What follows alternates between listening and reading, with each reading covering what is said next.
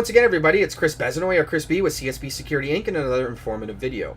Today we're going to talk about the differences between doing the minimum required for a security system design to get your license with Health Canada and applying security best practices to our designs. Before we move forward, a little bit of a disclaimer I'm about to tell you is based on my experience in the industry. It's based on almost 15 years experience in the security industry, 5 years experience in the cannabis regulations in Canada. It's based on over 365 compliant designs. It's based on 120 site visits, 58 attestations, discussions with Health Canada, knowing other standards that exist for security best practices on how to design a security system. Nonetheless, it's based on our opinion. Of course, your opinions may vary. So, right off the top, I'm going to state you only have to do the minimum required under the cannabis regulations to get a license when it comes to security systems. You only have to abide by the regulations to get your license. You can do the minimum possible. We know the minimum possible. We've dealt with it many times. Does it mean that it's the best thing to do? And the answer is no.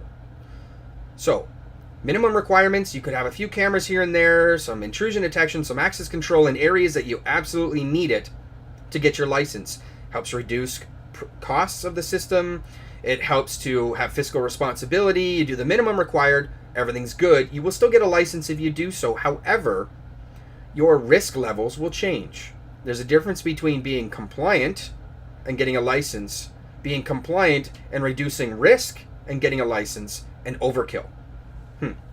So, security industry best practices. These are best practices just like any other industry out there, whether you're a plumber, carpenter, car manufacturer, paint manufacturer, whatever it is you do, there are best practices on how to do it. Basically saying, hey, I've done this before. I had a lot of problems with XYZ. I had a lot of pitfalls. I'm going to create a standard, or I'm going to start writing a document or an article that states, hey guys, watch out for this. This is something that I had a hard time with, and this is how I solved it. I'm going to share this information with you. And the security industry is no different. They call them security best practices. There are a number of them that you can choose from. We tend to like the RCMP standard. There is the ASIS standard, ASIS International standard. There is the nuclear standard. These are all standards that are created by governing bodies to say, hey, listen, these are the best practices we like to adhere to reduce the risk of anything happening in our facility, and of course, on how to design a system to reduce those risks.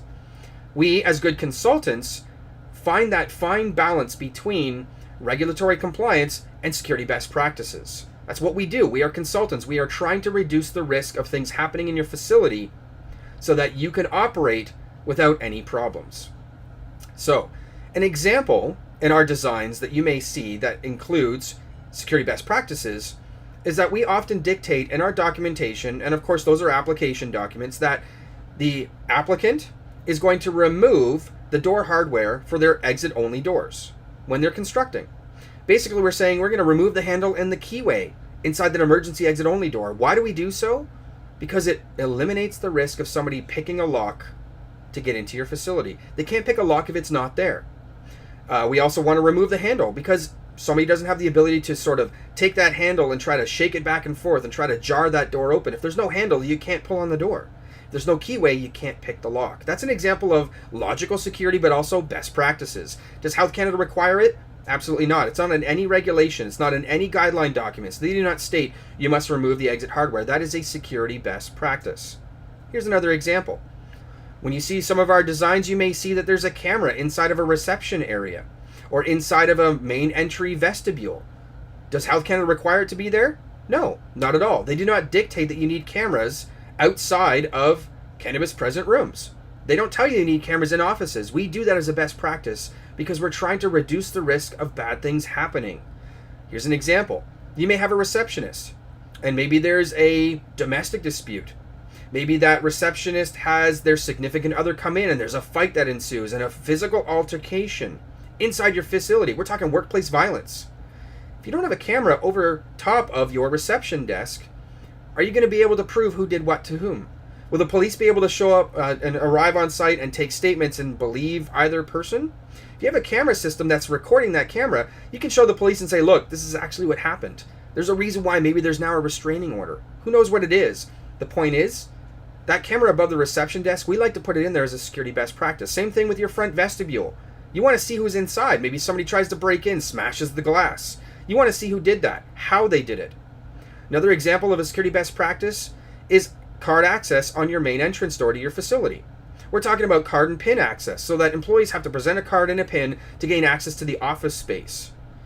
That's a great best practices. We include it in all of our designs. Does Health Canada require it? Absolutely not. They do not dictate that you have to have card access into office areas or your main entrance. We do that so that you can restrict access to your site. Somebody just can't walk right into your reception without vetting them first. Gives employees a sense of safety. They have to use their card and PIN to gain access to the office, which means there's a good chance that somebody just didn't walk in and maybe wanted me to do something silly to them because they can't gain access inside the office space to begin with. It's also great because maybe you want to set up a schedule and you want to say, hey, employees, don't try to use your access card and PIN. It won't gain access to the office space. It won't let you in my facility between the hours of midnight and 6 a.m. But after 6 a.m., the card readers are enabled, so go ahead and use your card and PIN to gain access to the facility. Example, that's the example of best practices. Does Health Canada require it? Absolutely not.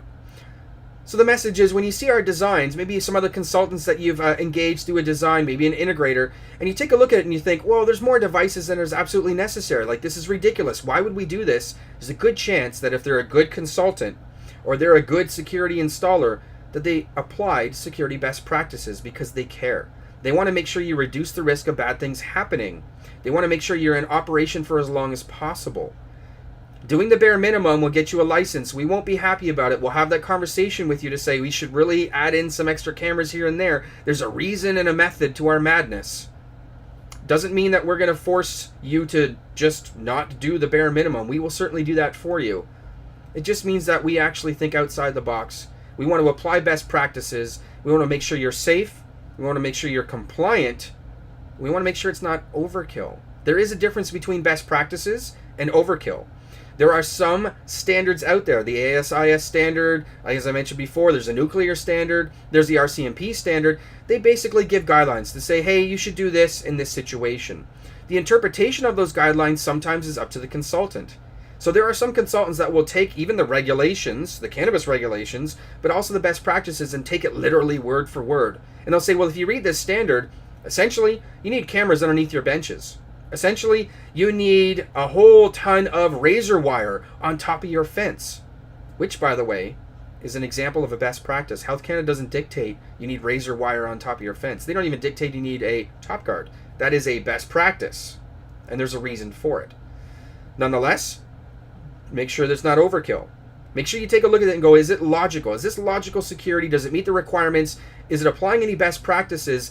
Does my consultant or my integrator have a document that shows me the best practices they're applying?